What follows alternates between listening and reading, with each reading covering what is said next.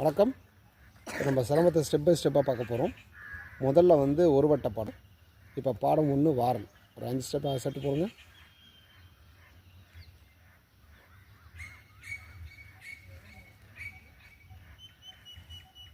பாடம் 2 வந்து வெட்டல். அது ஒரு 5 செட்டு போடுங்க. 3 4 5. இப்போ பாடம் 3 தலைவெட்டல்.